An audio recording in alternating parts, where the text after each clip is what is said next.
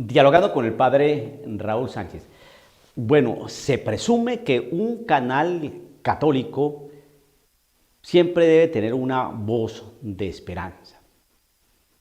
Y es una presunción, sí, que es válida, porque la esperanza es lo que nos mantiene a nosotros siempre con una mirada puesta en el Señor, que es el que nos da la vida, una vida en abundancia, una vida eterna. Sabemos que nuestro itinerario por la tierra es bastante corto, unos duran más tiempo, otros menos, pero igualmente es corto, así que dure bastante, dure 90 años. Pero si lo comparamos con lo que es la eternidad, lo que son los siglos, pues es un tiempo muy corto, efímero. Entonces, estamos en este mundo y sabemos que si acatamos lo que el Señor nos enseña, su mensaje de salvación, su palabra, su persona, pues vamos a adquirir la patria celestial. Es promesa de Dios.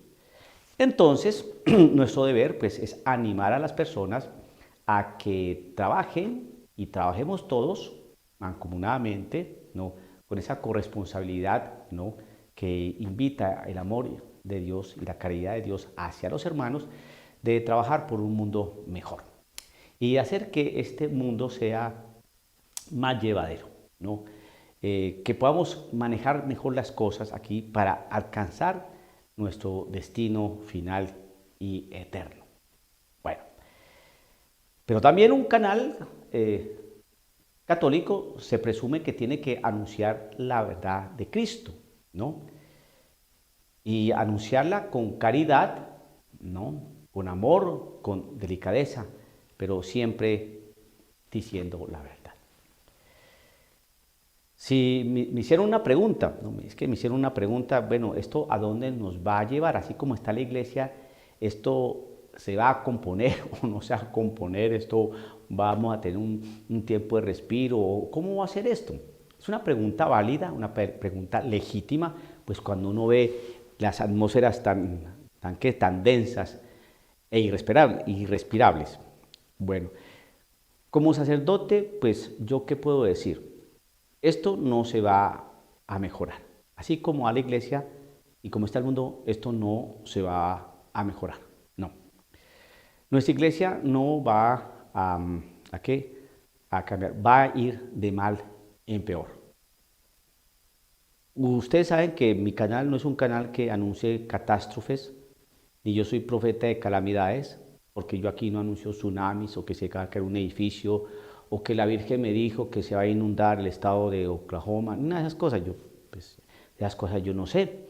Y a mí la Virgen no se me aparece, ni San José, ninguno de los santos, ni he tenido esas gracias tan especiales que sí tienen otras personas. Yo soy un simple sacerdote que trato de discernir los signos de los tiempos y que de acuerdo a lo que nos enseña la Sagrada Escritura, cuando lo contrasto con la realidad de lo que estoy viviendo y vive el mundo, o vive el mundo y estoy viviendo yo, pues veo que la iglesia va de mal en peor. No, esto no se va a mejorar, esto va a complicarse aún más desde todo punto de vista moral, teológico, doctrinal, litúrgico, dentro de la iglesia. ¿Y por qué? Porque a mí me parece, no, porque si se hace un discernimiento sobre los signos de los tiempos, pues uno se da cuenta que esto es así, el Señor lo enseñó, ¿no? Y nos dice, hombre, que por ejemplo las personas que son del campo, que saben cuándo va a haber cosecha, por la posición del sol o por la luna, son personas que saben. Y el Señor propone ese ejemplo en la Sagrada Escritura. Ustedes que miran el sol y dicen, oh, mira, las nubes están así, eso es que va a llover. Pues, y llueve, efectivamente. Pues bien, hagan ustedes un discernimiento de los signos de los tiempos, es decir, de la misma historia, no tanto del clima, no, de nuestra historia, de lo que vivimos, de lo que estamos pasando, desde todo ámbito que implique una mirada seria. Entonces usted mira la parte política. ¿Qué ve usted en lo político? ¿Qué ve usted en lo cultural? ¿Qué ve usted en la sociedad? ¿Qué ve usted en lo económico? ¿Qué ve usted en lo moral? Y entonces usted va haciendo una sumatoria y se da cuenta que esto es una cuestión a nivel general, esto es generalizado, es una situación de orden global, es una situación de, como se decía antiguamente, de orden mundial. Ahora sí se global, esto, no. Entonces, bueno, para darle un lenguaje un poco más, no, más actual, es una cuestión de orden mundial que nos completa al mundo. Estamos en el mundo y aquí esta cosa es tremenda. Ahora que decirle globo, pues bien, está bien, globo. Lo globalizante, lo globalizado, el globalismo. Aquí entonces usted observa todas estas cosas en este globo, en este mundo, y ve que las cosas no. ¿Por qué? Pues simplemente pregúntese lo siguiente. A ver, ¿quién, quién compone a la sociedad? Es decir, ¿quién conforma a la sociedad? Gente, lo social, la sociedad, gente, bueno. ¿Y la gente, de dónde sale la gente? Bueno, inicialmente de una familia. Y esa familia, ¿cómo se producen los hijos en una familia? Bueno, pues que inicialmente tiene que haber un hombre y una mujer. Porque de todo punto de vista,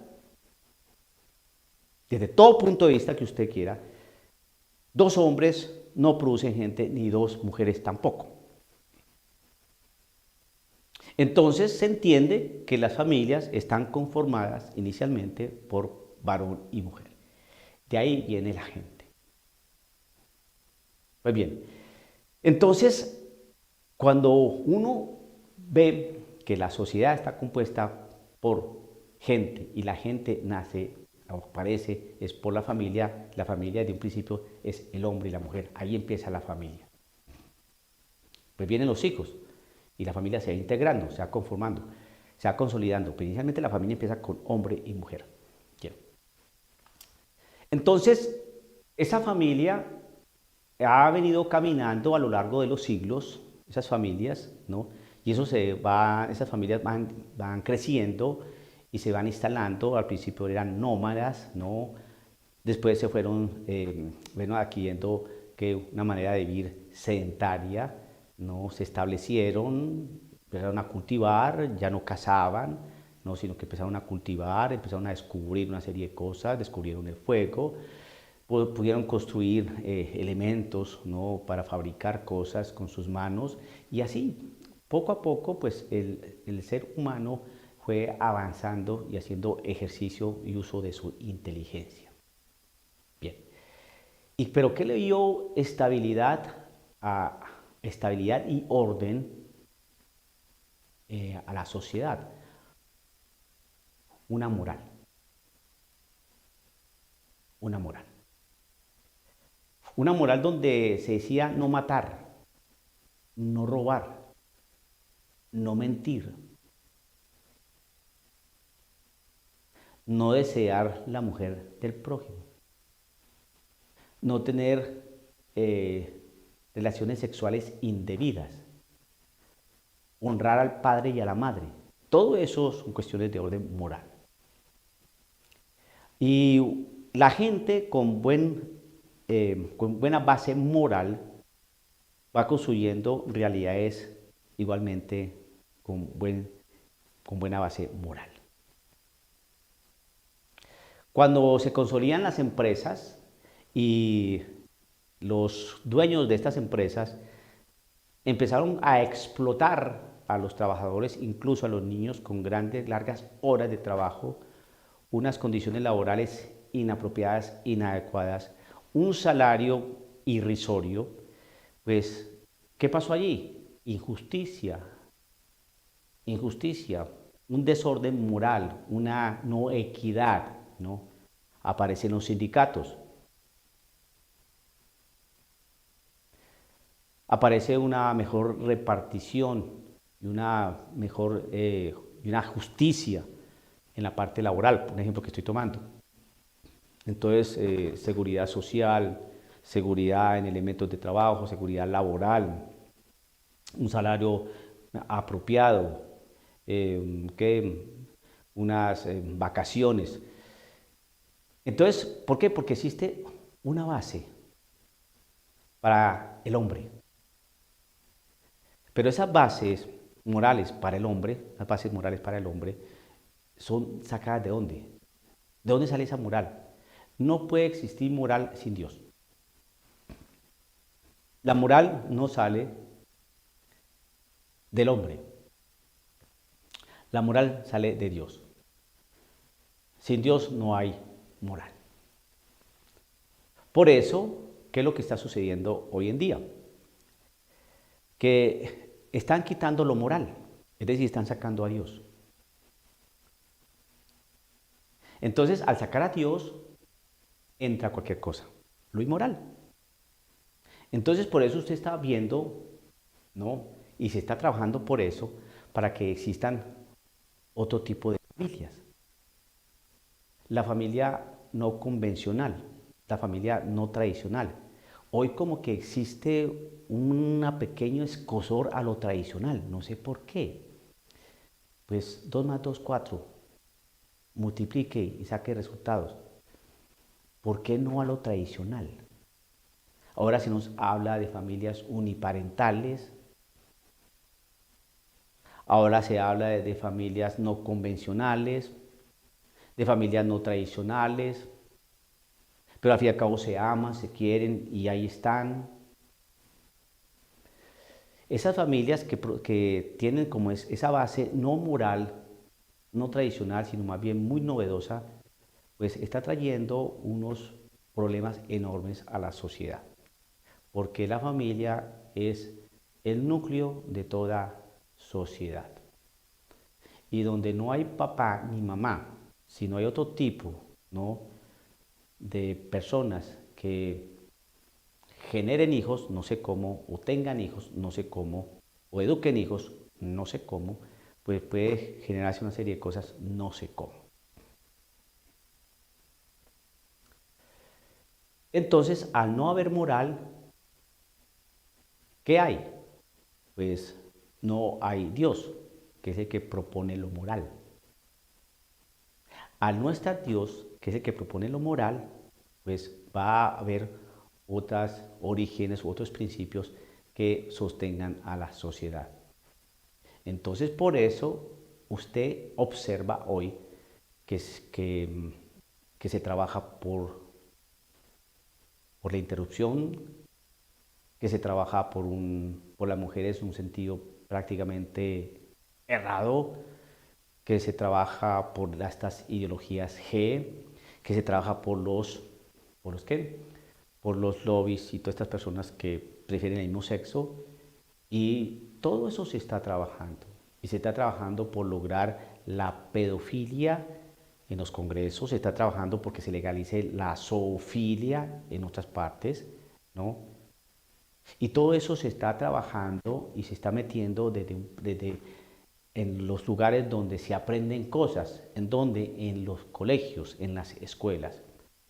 Y así se va adoctrinando, adiestrando, no educando ni formando, no, adoctrinando y adiestrando a los pequeños. Esos pequeños van entonces creciendo con una educación, perdón, un adoctrinamiento, ¿no?, y una domesticación tal que van creciendo con una manera de pensar distinta, y esas personas son las que van a hacer una nueva sociedad. Eso se llama reingeniería social. Por eso es tan incómodo la palabra de la iglesia. Sí, así esa iglesia esté llena de tanta decadencia y tanta cosa, porque también inoculó a la iglesia, porque la iglesia hace parte de una sociedad. La parte de la fe, la parte de la moral, la parte del espíritu, la parte del sentido de trascendencia, la fe. Y la Iglesia Católica, que es la única iglesia que hay, la única fundada por nuestro Señor Jesucristo, la única que tiene una palabra moral verdadera, pues está siendo silenciada. Y para que esa iglesia sea silenciada, pues entonces hay que acallar, ¿no?, a aquellos que tienen la voz para lanzarla. ¿Quiénes? Los curas, los obispos. Y entonces, ¿cómo hacemos? Pues vamos a quitarle fuerza. ¿Y cómo les quitamos fuerza? Pues dañémosle su moral. Porque una persona que no tiene moral, pues que ¿con qué moral va a hablar?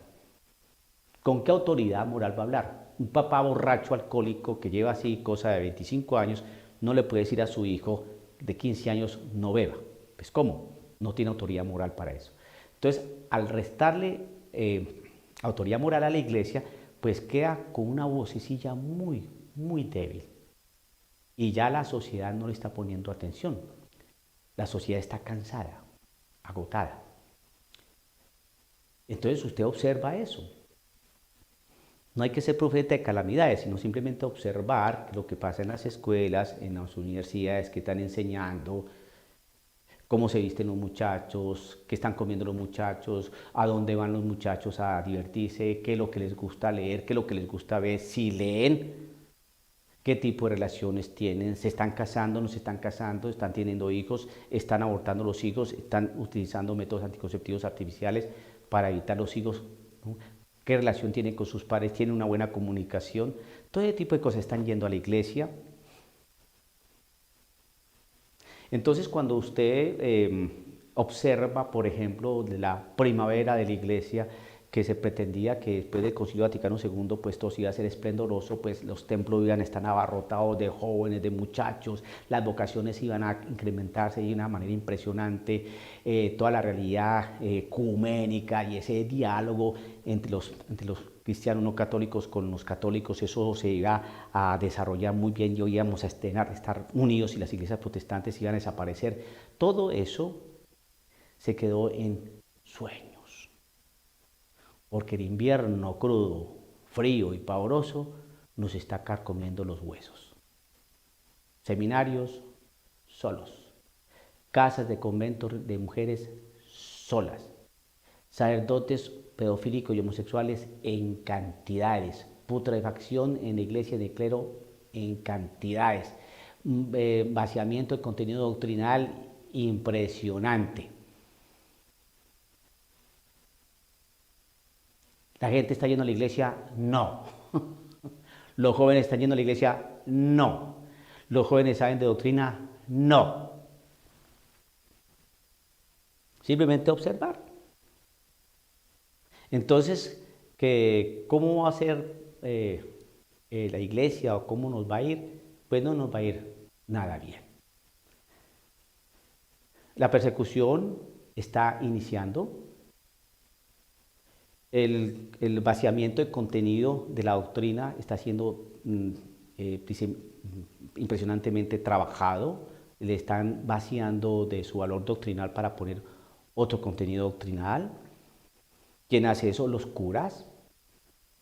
Escuche usted una buena predicación, a ver si le hablan de conversión, de cambio de vida. No, no.